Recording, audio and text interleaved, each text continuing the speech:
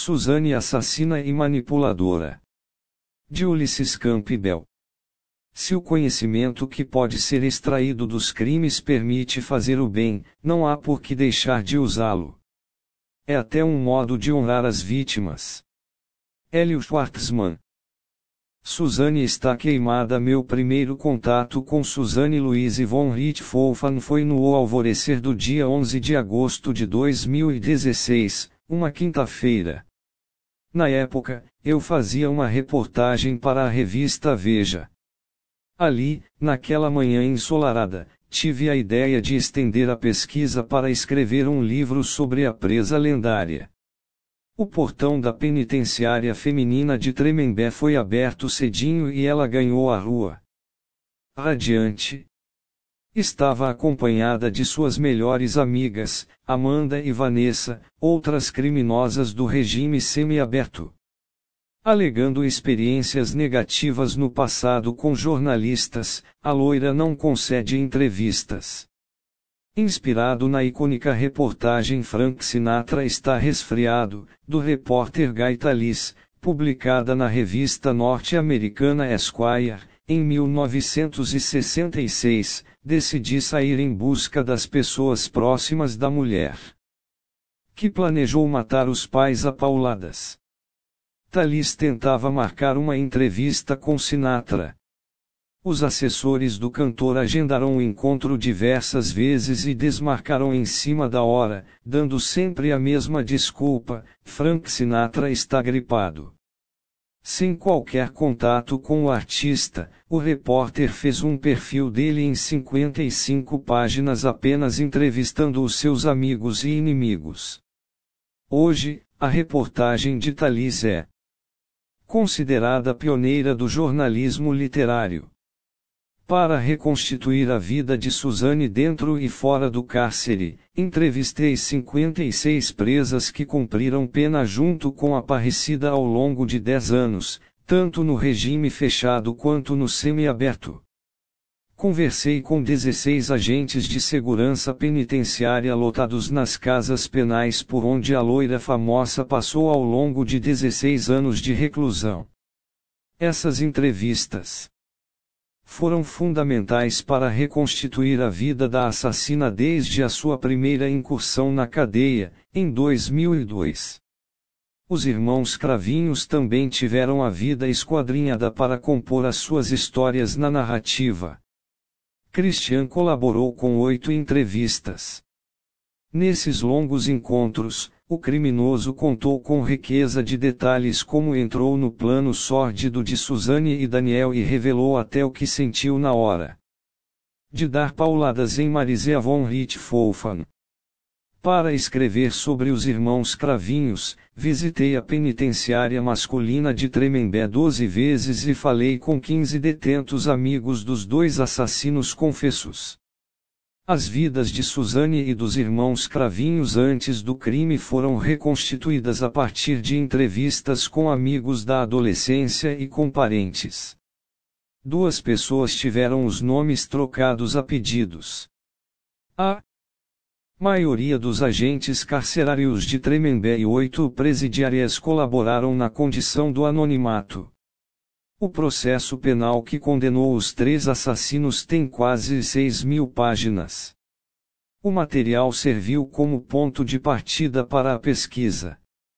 Uma peça jurídica dessa envergadura tem um mundo de informações.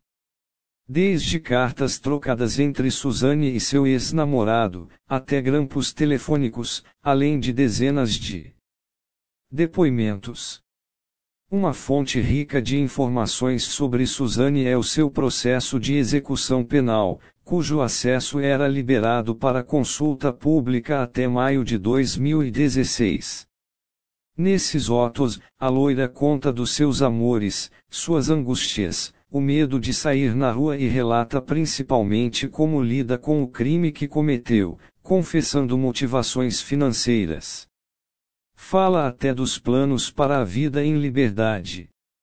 Mas isso tudo não foi suficiente para entender a cabeça da presa mais famosa do Brasil. Em busca de respostas na seara psicológica, entrevistei 12 profissionais especializados em psicologia forense, além de psiquiatras estudiosos de mentes criminosas. Esses especialistas foram fundamentais para me fazer compreender o que leva uma menina bonita, inteligente e com toda a vida pela frente a dar cabo dos próprios pais. É difícil um leigo entender o universo complexo da psicologia, a ciência do comportamento e das funções mentais.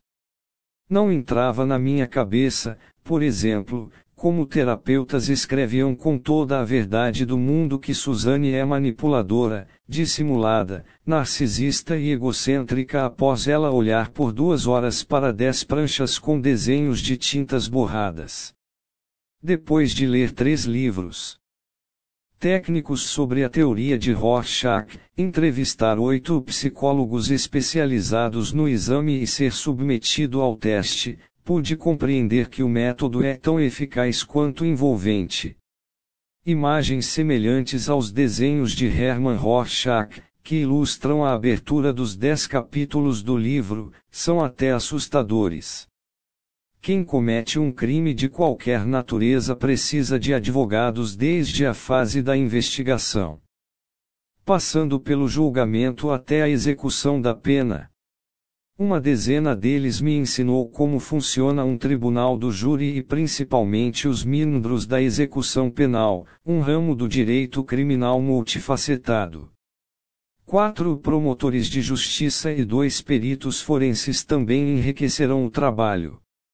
Ao todo, me encontrei com Suzane 3 vezes. Ela deixou claro não ter o menor interesse em fornecer informações para o livro. Na última vez que a procurei, em abril de 2019, a criminosa estava na casa do noivo, Rogério Olberg, em Angatuba. Bati em sua porta, e quem atendeu foi a sua cunhada, Dulce Olberg, uma moça educadíssima. Dulce, como gosta de ser chamada, foi lá dentro e voltou minutos depois dizendo que Suzane não podia falar. A justificativa: a loira havia ficado o dia anterior na piscina com as crianças e se esqueceu de passar filtro solar. Estava toda queimada de sol. No dia seguinte, encontrei Suzane, pálida, tomando sorvete na praça central de Angatuba. Um esqueleto, mandíbulas, um cálice e uma flor Remember, SP, sexta-feira, 6 de dezembro de 2013.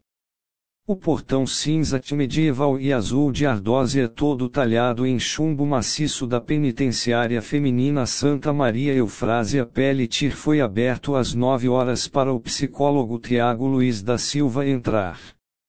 A pedido da juíza Sueli Zeraico Oliveira Armani, o terapeuta tinha a missão de aplicar na criminosa mais famosa do país um teste projetivo conhecido como Rorschach, cujo método induz o indivíduo a revelar seu mundo privado ao ponto de expressar seus sentimentos ocultos e os instintos mais primitivos da natureza humana. Tiago carregava na mão direita uma pasta de couro preto e caminhava apressado pelo pátio com vista deslumbrante para o bosque às margens do rio Paraíba do Sul, todo arborizado por eucaliptos, palmeiras, samambaias e bromélias.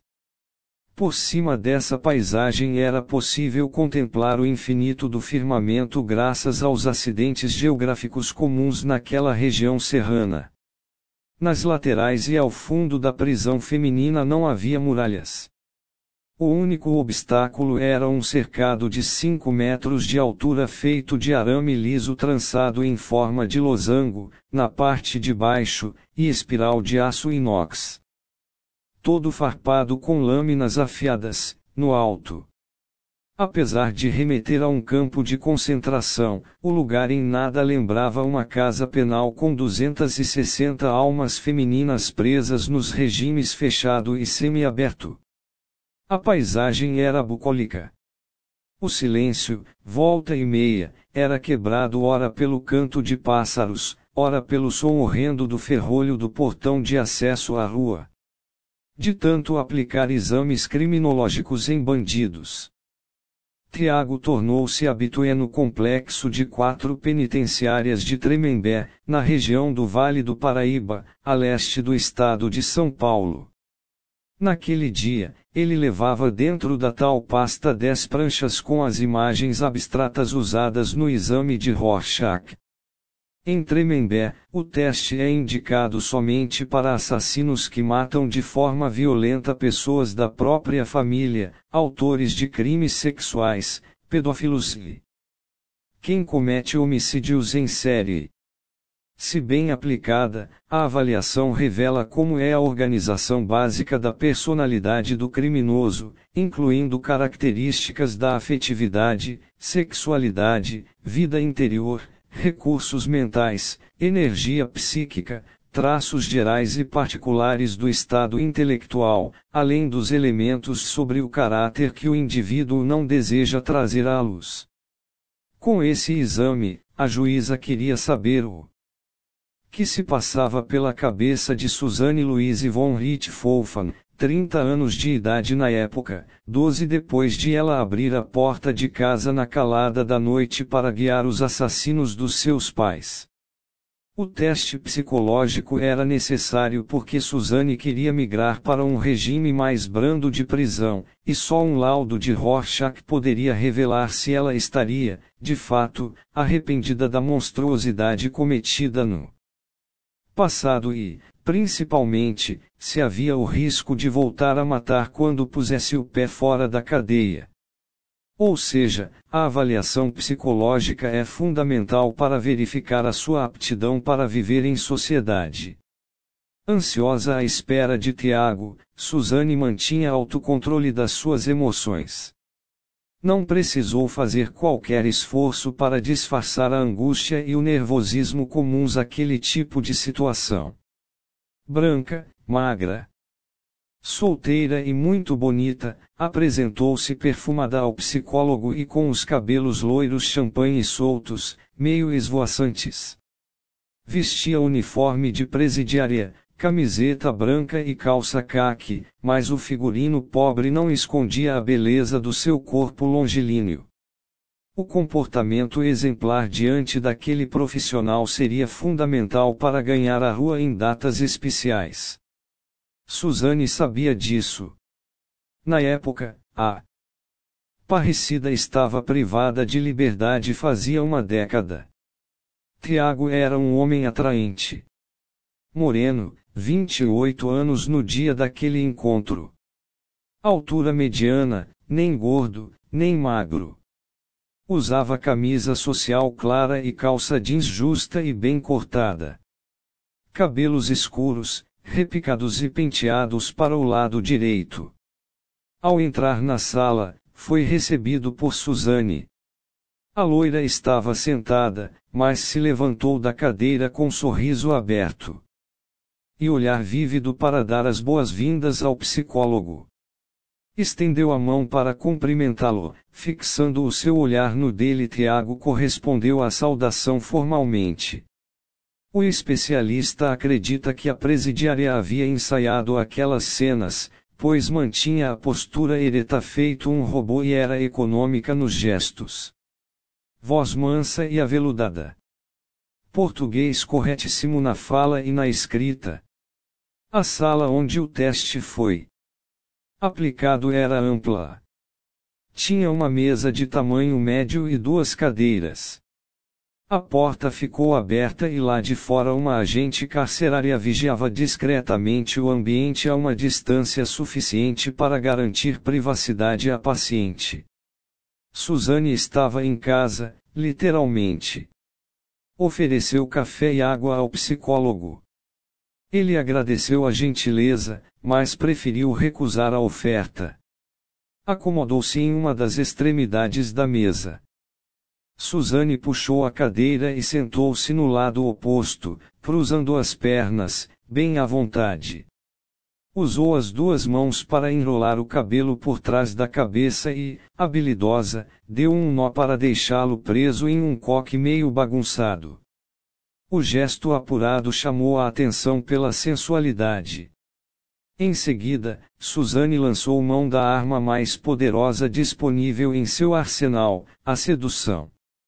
Encarou Tiago firmemente, investiu na sua graça de mulher e disparou um elogio sutil para quebrar o gelo. Como você é jovem! Disse com voz macia. Obrigado, devolveu ele, seco. Tiago conhecia a ficha corrida da moça em questão. Àquela altura, Suzane já era uma figura lendária dentro das penitenciárias e fora delas. Na comunidade carcerária de São Paulo, ela é célebre pelo potencial de seduzir com alta voltagem quem lhe interessa, descartar sumariamente as pessoas quando a utilidade termina e ignorar friamente quem não lhe traz proveito algum. O elogio feito ao psicólogo, por exemplo, teve o único objetivo de conquistar simpatia, na esperança de que o terapeuta fosse benevolente na aplicação do teste e principalmente na hora de escrever o laudo e enviá-lo à juíza. Experiente em ficar frente a frente com criminosos psicopatas, o profissional não caiu na armadilha da moça de aparência frágil. Abriu a pasta, pôs sobre a mesa a primeira das 10 pranchas de Rorschach e explicou a dinâmica do teste. Suzane observou atentamente o desenho, análogo ao que abre este capítulo do livro. O psicólogo pediu, então, para a paciente dizer o que enxergava naquela figura enigmática. Sem titubear, a assassina teria respondido: um esqueleto, mandíbulas, um cálice e uma flor. São Paulo, quarta-feira, 30 de outubro de 2002. As mãos ao volante do Gol Dourado tremiam mais do que vara verde na noite do dia 30 de outubro de 2002. Completamente desatinado, Daniel Cravinhos de Paula e Silva, de 21 anos, já não possuía reflexo suficiente para parar o carro quando o sinal fechava nas ruas de São Paulo. Dava freadas bruscas e acelerava subitamente, elevando a atenção à sequência macabra por vir, protagonizada por ele, sua namorada, Suzane Louise von Richthofen, de 18 anos, e seu irmão mais velho, Christian Cravinhos de Paula e Silva, de 26. Quando o carro chegou ao bairro de Campo Belo, zona sul de São Paulo, faltavam 10 minutos para as 23 horas.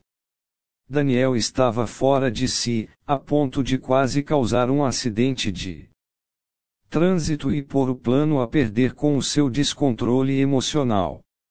Suzane, no banco carona, concentrada, percebeu a fraqueza de espírito do namorado e interveio de forma ríspida. Pare o carro agora! Ordenou.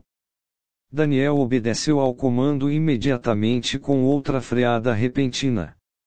Desceu trêmulo. Quase não conseguia ficar de pé. Suava frio.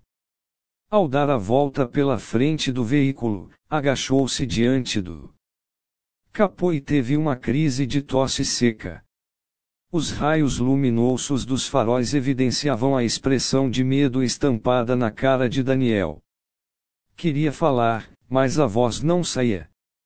Respirou fundo, acendeu um cigarro de maconha para se acalmar, soprou a fumaça e voltou ao carro, sentando-se agora no banco do carona. Com tranquilidade, Suzane assumiu o volante e dirigiu rumo à sua casa. No trajeto, deu uns tregos no baseado e aproveitou para repassar as instruções aos irmãos Cravinhos. Christian, no banco de trás, também fumava maconha e ficou calado a maior parte do tempo. Quando explica algo, Suzane tem o cacoete de repetir a última palavra da frase 3 vezes, como se quisesse reforçar uma ideia. Vocês têm de entrar em casa sem fazer qualquer barulho. Tem de ser tudo muito rápido, rápido e rápido. Não? Podemos ficar na casa por mais de meia hora. Entenderam? Tenso, Daniel ouviu as ordens sem dizer uma palavra. Christian tentou dissuadir o casal daquela ideia funesta. Por que vocês vão fazer isso? Ainda dá tempo de pensar no que estão fazendo. Vocês vão acabar com a vida de vocês, com a minha e com a vida de nossas famílias. Suzane e Daniel ignoraram a quase evidente profecia de Christian e seguiram para o palco do crime. Ainda assim, ele continuava a ladainha que parecia não ter fim. Christian falava frases soltas, sem nexo, típico de quem está chapado: a morte é a morte. É a desaparição do ser vivo. Na minha opinião, nada justifica o decesso. Não há nada que justifique, sabe? A morte é a morte. Matar os seus pais não é justo. Cala a boca, Christian. Irritou-se Suzane. Em seguida, ela contra-argumentou: não sei se é justo ou não. Só sei que enquanto não matá-los, não serei uma pessoa feliz. Por volta das 23 horas, o trio chegou à rua Zacarias de Góes, 232, endereço de Suzane. A via estava vazia e escura. Pairava o receio de serem vistos por algum vizinho ou mesmo pelo vigia da cercania, Francisco Genivaldo Modesto Diniz. Apesar de estar entretido assistindo à televisão na guarita a 300 metros dali, viu a garota ao volante entrando na rua. Suzane embicou rapidamente o carro na entrada da garagem e usou o controle remoto para abrir o portão basculante de ferro, do tipo em que uma única chapa metálica sobe inclinando metade por sobre a garagem e metade por cima da calçada da rua. Como o motor elétrico funciona com mecanismo de contrapesos e cabos de aço, o movimento de abertura foi rápido, levou 8 segundos, mas pareceu durar uma eternidade, deixando o trio ainda mais tenso. Rápido! Gritou Daniel, alterado. Calma, está abrindo. E fala baixo. Ordenou Suzane, friamente. Com o portão totalmente suspenso, o carro adentrou na garagem da mansão dos Richthofen com os faróis apagados. A casa estava completamente escura. Ainda dentro do veículo, Suzane repassou os comandos parte a parte com uma riqueza de detalhes impressionante. Em seguida, desceu do carro sorrateiramente. Vou subir para ver se eles estão dormindo. Esperem aqui no carro até eu voltar. Não façam barulho. Suzane vestia calça de algodão cinza, blusa de moletom vermelha com estampa de urso e sapato de camurça marrom. Contornou a piscina pela calçada lateral, passou pelo jardim com plantas de porte médio diversificadas, entre elas espadas de São Jorge, das ilírios, uma planta de folhas serrilhadas finas e compridas, agave, pacová e alguns cactos. No meio desse caminho havia uma placa baixa em forma de caracol onde se lia em letras com motivos infantis: aqui mora gente feliz. Ao aparece pela porta da sala. Subiu as escadas e, no piso superior, seguiu pelo corredor escuro até alcançar o quarto dos pais. Abriu a porta lentamente, sem fazer qualquer ruído. Manfred Albert von Richthofen, de 49 anos, alemão radicado no Brasil, engenheiro, dormia à esquerda da cama de casal. Marisea von Richthofen, de 50 anos, médica psiquiatra. Brasileira de José Bonifácio, interior de São Paulo, dormia no lado direito. Ambos estavam sob um cobertor xadrez nas cores vermelha e branca. Após se certificar de que o casal dormia um sono profundo, Suzane voltou à garagem rapidamente, abriu a porta do carro e deu a ordem aos irmãos Cravinhos: estão dormindo. Venham. Trépido, Daniel desceu do carro. Christian, do banco de trás, levantou-o tampão de acesso ao porta-malas e pegou sob o carpete 2 porretes de ferro cilíndrico com as pontas dobradas feito pé de cabra, com formato idêntico a um acessório de lareiras conhecido como atiçador, usado para espalhar brasas. A arma foi construída por Daniel. O jovem foi tão meticuloso ao ponto de se dar ao trabalho de fazer numa das extremidades do instrumento um cabo com pequenas ondulações, para dar mais aderência às mãos. Habilidoso em trabalhos artesanais, preencheu a parte oca do instrumento com fragmentos de bálsamo, uma madeira usada na construção de aviões de aeromodelismo, e um tipo de massa epóxi, o que conferiu densidade à arma, ou seja, um poder mais letal. Suzane abriu a bolsa e tirou 3 pares de luvas cirúrgicas e 2 meias calças de microfibra anatômica e entregou aos irmãos cravinhos. Deu o comando em tom de ordem: vistam isso. Não podemos deixar qualquer vestígio dentro da casa. Mais tarde, em depoimento à polícia, Suzane e Daniel confessaram que, na tentativa de não deixar pistas pela casa, o casal se inspirou na famosa série de televisão CSI, Crime Scene Investigation. A ideia de usar a meia calça para evitar a queda de pelos e fios de cabelos dos irmãos pelo chão da casa e as luvas cirúrgicas que impediriam o registro de digitais em maçanetas e corrimões, por exemplo, saiu da maratona que o casal fez para assistir, em 2 semanas, aos 43 episódios da primeira e segunda temporadas do seriado. O CSI mostra como cientistas forenses desvendam crimes obscuros envolvendo mortes em circunstâncias misteriosas e pouco comuns na cidade de Las Vegas. Saiu desse seriado, também, a sugestão de figurino que os assassinos usaram na noite do crime. Daniel vestia calça bege folgada, tênis branco e vermelho e camisa cinza. Carregava nas costas uma mochila. Christian optou por um figurino camuflado de exército. Os dois usaram os acessórios repassados por Suzane. As meias calças foram postas por cima da roupa e na cabeça. Vestido para matar, Christian, ainda na garagem, decidiu desistir da empreitada e se justificou em voz alta: não vou. Não consigo. Não sou assassino. É tarde demais para desistir. E fala baixo. Retrucou Suzane. Chris, se você não for, eu vou sozinho. Avisou Daniel.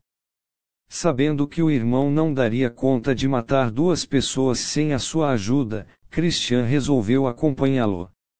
No entanto, na expectativa de melar o plano diabólico, o irmão mais velho bateu a porta do carro com força para tentar despertar o casal Richthofen. A atitude irritou Suzane. Seguiram em frente. Cada um dos cravinhos tinha um porrete na mão. Dentro da mansão, Christian fez uma segunda investida para fazer tudo dar errado. Na sala, começou a pisar forte no chão de madeira. Suzane perdeu a paciência novamente. A sequência de barulhos poderia ter acordado os pais. A loira pediu para o namorado conter Christian enquanto subiu para conferir mais uma vez se Manfred e Marizia não haviam despertado. O plano era assim: se o casal continuasse dormindo, Suzane piscaria 3 vezes lá de cima a lâmpada da escada como sinal de ação. Entrou no quarto escuro pisando na ponta dos pés e voltou para o hall da escada, acionando o interruptor de luz 3 vezes. Conforme o combinado. Ao abrir e fechar circuitos elétricos, Suzane dava ali, naquele momento, o comando definitivo para os irmãos cravinhos assassinarem os seus pais. Daniel foi o primeiro a obedecer. Furioso e apreensivo, subiu a escada de 16 degraus distribuídos em 2 lances saltando de 3 em 3. Christian seguiu logo atrás. Assim que os irmãos entraram na suíte, Suzane desceu as escadas e sentou-se tranquilamente no sofá vermelho da biblioteca. No quarto, Daniel se posicionou ao lado esquerdo da cama para matar Manfred. Christian ficou no lado oposto, perto de Marise. O local estava escuro, mas era possível ver o casal dormindo, graças à iluminação indireta projetada do corredor. Raios de luz vindos da rua pelos vidros da janela também ajudavam a quebrar o breu. Por alguns segundos, os irmãos ficaram imóveis, em silêncio, observando as vítimas respirando, entregues ao sono profundo. Naquele instante, passou pela cabeça de Christian a possibilidade de Daniel desistir por falta de coragem. Ficou estático, olhando para o caçula. Decidiu só desferir o primeiro golpe depois de Daniel. Para desespero de ambos, Manfred, que estava deitado de lado, mexeu-se lentamente na cama, virando de peito para cima.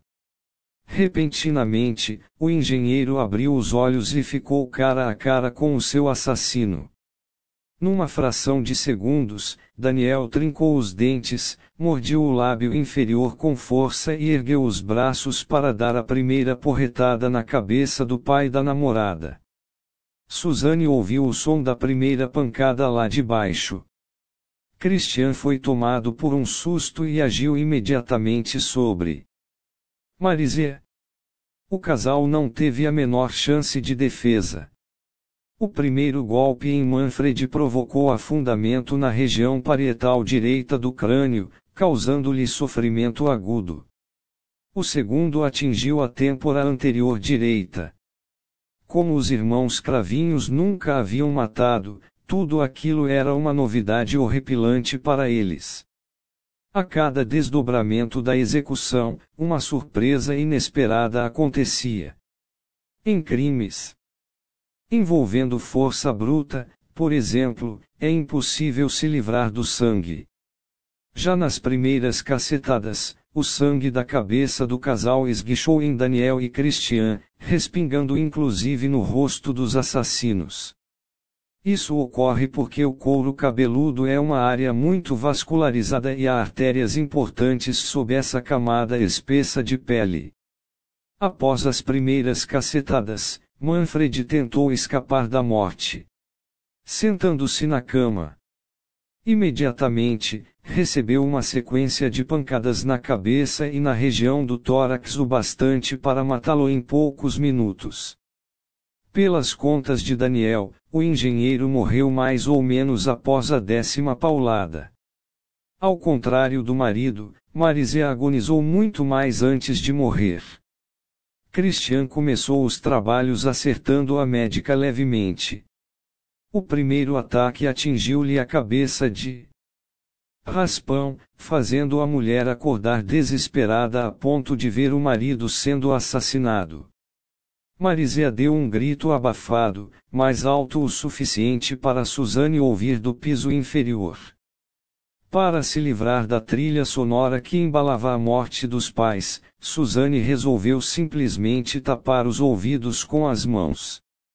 Christian continuava a bater devagar em Marise. Em determinados momentos, o assassino fechava os olhos para não ver as cenas de horror que protagonizava. Sem a visão, errava o alvo e acertava a cabeceira da cama, arrancando lascas da madeira e produzindo ainda mais barulho. Marise tentou proteger o rosto com a mão direita. Os golpes então passaram a quebrar os seus dedos. Christian estava com dificuldade para matar. Daniel pediu ao irmão mais força. O incentivo extra deixou Christian cego, potente e desferida na cabeça da mulher. A violência foi tão grande que a ponta do ferro, dobrada em forma de L, ficou enganchada em sua calota craniana. Apesar da atrocidade, para espanto dos cravinhos, Marise continuava viva e se mexendo na tentativa de se livrar do seu algoz. Para desenganchar a arma, Christian afundou rapidamente o bastão no crânio da vítima e puxou. Fazendo um movimento brusco, espalhando massa encefálica pelo colchão da cama. Tal qual um filme de terror, Marizia continuava viva. Frenético, Christian ergueu a arma e desferiu uma sequência de golpes ainda mais violentos na mãe de Suzanne, desfigurando completamente a sua face. O movimento do porrete ensopado de sangue para cima e para baixo tingia o teto de gesso branco de vermelho. A adrenalina daquela ação fazia Christian gemer enquanto esfacelava os ossos de Marizia. Depois de cerca de 20 pancadas, a vítima ficou estática. Só então Christian parou aliviado e caiu deitado no chão, soltando o porrete no tapete. Daniel se ajoelhou e, fatigado, deitou parte do corpo sobre o colchão da cama. Os dois irmãos se entreolharam e trocaram poucas palavras. Acabou. Sussurrou Daniel. Não havia acabado. Para a surpresa dos cravinhos, mesmo imóveis na cama e banhados de sangue, os pais de Suzanne não estavam mortos. Repentinamente, o casal começou a emitir um som alto e medonho semelhante a um gargarejo. Segundo os médicos legistas autores do laudo cadavérico, o ruído ocorreu porque o casal teve morte agônica. Como houve lesão na base do crânio, o sangue escorreu para a nasofaringe, a parte mais alta das vias aéreas, situada logo atrás do nariz e acima do palato mole. A nasofaringe serve justamente para a passagem do ar das narinas à garganta, levando o oxigênio até a traqueia, brônquios e pulmões. Ao terem essa região entupida por sangue, Marizia e Manfred passaram a gargarejar por alguns minutos antes de morrer. Os irmãos cravinhos ficaram apavorados com aquela sinfonia fúnebre. Christian entrou em desespero e acendeu a luz, levando um susto com a imagem iluminada à sua frente. Minha Nossa Senhora! Espantou-se. Olha só o estrago! Comentou Daniel. Que barulho é esse? Perguntou Christian. Não sei. Temos de fazer parar. Avisou o irmão. No andar de baixo, Suzanne percebeu que algo dava errado e correu até a porta da suíte. Sem entrar no cômodo, perguntou se os assassinos precisavam de ajuda. Para conter o grunhido das vítimas, Daniel pediu à namorada uma jarra. Obediente, a loira desceu até a cozinha e voltou com o recipiente, mas não entrou no quarto. Deixou no chão da porta e voltou para o sofá da sala principal. Daniel então pegou a jarra de cor alaranjada, usou a torneira da pia do banheiro para enchê-la de água e despejou o líquido nos rostos irreconhecíveis de Marizia e Manfred. O ruído não cessou.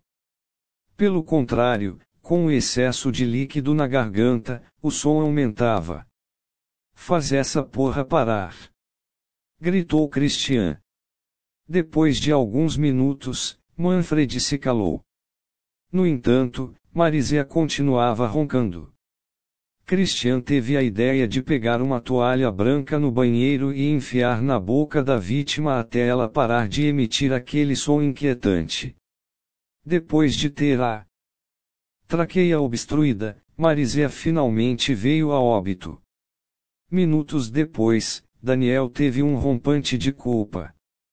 Pegou outra toalha, molhou na pia e limpou calmamente o rosto de Manfred.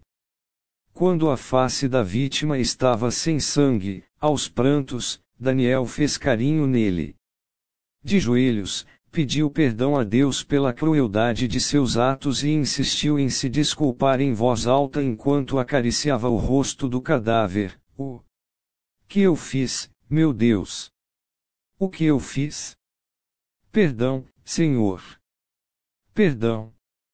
Marizia ficou tão deformada que era impossível limpá-la apenas com toalha. Para amenizar aquela imagem repugnante, Christian tomou providências. Desceu até a metade da escada e pediu para Suzanne pegar sacos de lixo. A garota foi até a despensa e pegou uma unidade de cor preta e entregou ao assassino. Em seguida, Christian ensacou a cabeça da médica, dando um nó bem apertado no pescoço para conter a água e o sangue que vertiam do corpo pelos buracos do crânio. Daniel foi mais delicado, cobriu a face de Manfred com outra toalha limpa. Ao ver o cadáver do engenheiro coberto com tecido, Christian resolveu imitar o irmão e também estendeu uma toalha por cima do plástico envolto na cabeça da mãe de Suzanne. Os cravinhos revelaram depois, em depoimento, ter ocultado o rosto das vítimas para que o irmão de Suzanne, Andreas von Richthofen, de 15 anos na época, não se deparasse com os pais completamente desfigurados. De acordo com o laudo assinado pelos legistas André Ribeiro Morrone e Antônio Carlos Ferro, do Instituto Médico Legal de São Paulo, Manfred e Marizia morreram por meio cruel, vítimas de traumatismo crânioencefálico causado por vários golpes aplicados por instrumento contundente. O exame necroscópico feito na mãe de Suzanne relata sofrimento antes da morte e emprego de violência além do necessário para executá-la, provocando sofrimento extra. Para os médicos, é um mistério Marizia ter resistido bem mais do que o marido. Os legistas afirmaram ter havido sofrimento extra por causa das congestões encontradas no fígado e nos pulmões das vítimas. Segundo a necropsia, esse detalhe indica ter havido intervalo de tempo longo entre o início da ação e a morte do casal.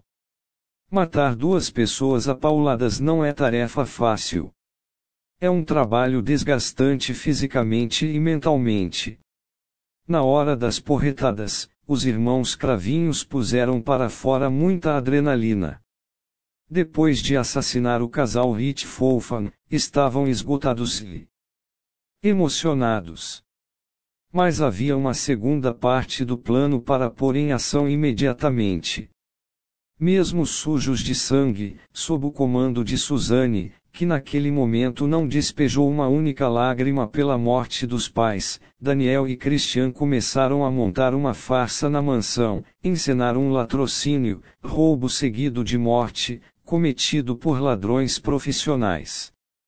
Usando luvas, Daniel correu ao closet da suíte, abriu uma das portas e retirou a tampa do fundo falso do armário. Dentro havia uma arma Rossi calibre 38 com cano oxidado preto e cabo de madeira com capacidade para 6 balas, mas carregada com 5. Ele pôs o revólver sobre a cama. Mas Christian achou melhor colocá-la no chão, sobre o tapete, próximo à mão direita de Manfred, estendida para fora da cama. Sempre citando cenas do seriado CSI, Daniel explicava querer passar a ideia de uma tentativa de reação do pai de Suzanne ao suposto assalto. E a bagunça na mansão dos Richthofen continuava. Christian abriu 2 gavetas de uma cômoda dentro da suíte e jogou todo o conteúdo dela no chão. Ao vasculharem a suíte, os irmãos Cravinhos acharam um porta-joias com mais de 100 peças. Daniel pegou as 12 maiores, acreditando serem as mais valiosas. Entre elas um colar de pérolas, um pingente, bracelets e um par de brincos de ouro puro com a letra M de Marizia e as repassou imediatamente ao irmão. Depois espalhou as peças menores pelo chão para incrementar a cena de assalto na mansão. Depois de encerrar os trabalhos no andar de cima, os Cravinhos desceram para, juntamente com Suzanne, revirarem a biblioteca. Jogaram livros e revistas pelo chão. Do armário baixo, Suzanne pegou uma pasta estilo 007 de couro marrom escuro fechada com segredo numérico. Como sabia a combinação de 3 números, 953, ela abriu com facilidade e pegou envelopes contendo R$ 8.000, $5.000 e €1.000. Tudo em dinheiro vivo. Daniel raciocinou rapidamente: se estavam simulando um assalto, não faria sentido abrir a mala acionando o segredo. Fechou imediatamente e, com uma faca de cozinha, cortou a lateral para fazer crer que o dinheiro tinha sido roubado pelo rasgo. Posteriormente, jogaram a pasta no chão com o lado cortado virado para baixo. Segundo o Ministério Público, pelo acerto feito entre Suzane e os irmãos Cravinhos, todos os objetos de valor encontrados na casa, incluindo dinheiro, ficariam com Christian como recompensa pelo assassinato da mãe de Suzane. Sendo assim, ele começou a esconder pelos bolsos da calça todas as cédulas retiradas da mala. Suzane foi rápida e tomou dele R$ 300, guardados imediatamente no cós da calça. Para finalizar, o trio abriu todas as portas e gavetas dos armários de quase todos os cômodos da casa. Só não entraram no quarto de Suzane e no de Andreas. Quando acabaram, Daniel e Christian trocaram de roupa. Colocaram as sujas de sangue em uma sacola plástica. Apagaram todas as luzes da casa, exceto da sala principal. Eles já estavam na garagem indo embora quando se lembraram dos bastões deixados na suíte. Daniel correu para pegar e os lavou na piscina, guardando-os dentro da sacola. Suzane começou a apressá-los para deixar a mansão antes de chamar a atenção dos vizinhos. Para reforçar a tese de assalto, Daniel teve uma ideia. Entrou novamente na casa, dessa vez pela janela, para deixar marcas na parede e confundir a futura investigação policial. O nervosismo agudo acometido momentos antes do crime já havia se dissipado após o assassinato. Ao entrarem no carro, Daniel e Suzane se deram um beijo longo e seguiram às pressas para a casa de Christian, na Rua Graúna 422, no bairro de Moema, onde morava com a avó. O trajeto à noite feito da casa de Suzane dura 12 minutos. No caminho, ao passarem pelo cruzamento da Avenida Vereador José Diniz com a Rua Vieira de Moraes, no bairro Nobre do Campo Belo, a 1,5 km da cena do crime, Daniel parou o carro. Desceu e jogou num container de lixo a sacola contendo roupas, sapatos, bastões, luvas e outros apetrechos usados no crime. Depois seguiram viagem. Dentro do carro, minutos depois do crime, o trio já fazia planos para o futuro. Suzane sonhava herdar a mansão dos pais e se casar com Daniel. Imaginava que viveria certo período com dificuldades financeiras, pois ficaria sem a renda familiar e os processos de sucessão de bens costumam se arrastar na justiça. Christian ouvia tudo calado como se estivesse em transe. Daniel pensou mais à frente. Sugeriu a Suzane vender a casa e, com o dinheiro, eles montariam um negócio e empregariam o irmão. Assim, todos sairiam ganhando.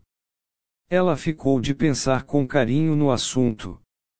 Na porta de casa, Christian desceu do carro e desejou feliz aniversário a Suzane, que faria 19 anos dali a 4 dias.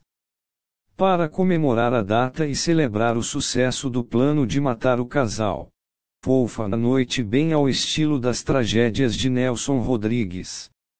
Foram ao motel Colonial Palace, no bairro da Saúde.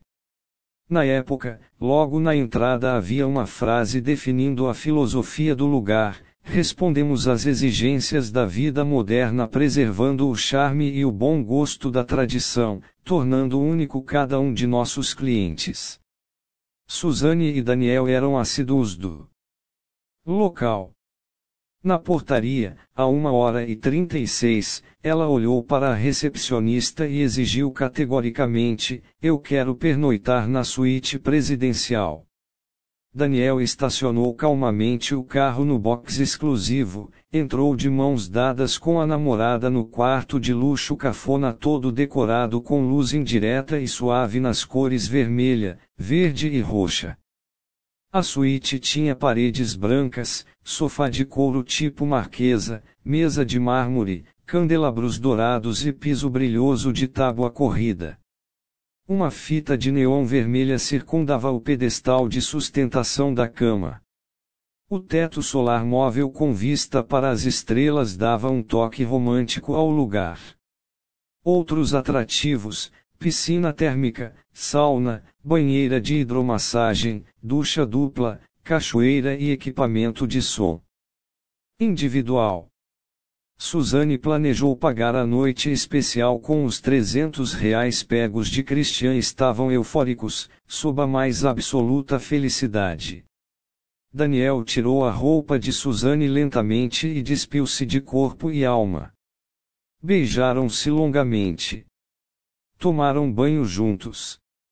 Suzane se jogou nos braços do namorado e começou a contemplar o que para ela seria o crime perfeito. Ao pé do ouvido, feito uma prima-dona, disse ao amado transfigurada de amor: "Agora, sim, a nossa vida vai começar de verdade." Seguiram para a banheira de hidromassagem. Depois foram se refrescar na piscina aquecida com iluminação subaquática. Durante a fase de investigação enfrentada pelo casal e até no julgamento, Daniel afirmou ter transado com Suzane no motel. Não para comemorar o duplo homicídio, segundo sustenta até hoje, mas sim para festejar o aniversário da namorada. Suzane nega ter feito sexo naquela noite. Ainda na suíte, Daniel teve uma crise de pânico que, por muito pouco, não estragou a noite. Acendeu um cigarro de maconha, pegou uma lata de Coca-Cola no frigobar e começou a chorar, ao mesmo tempo em que dizia umas palavras proféticas à namorada: "Nós seremos descobertos. Não tem jeito. Seremos presos." Disse ele. Aos prantos, enquanto soprava a fumaça pelos ares. Suzane o tranquilizou com palavras doces, algumas recomendações e um toque de realidade, além de muito carinho: "Calma, amor. Você é muito emotivo. Para de chorar. Você não fez nada demais. O pior já passou. Agora já era. O mais difícil você já fez. Agora é tudo comigo. Tente apenas ser frio.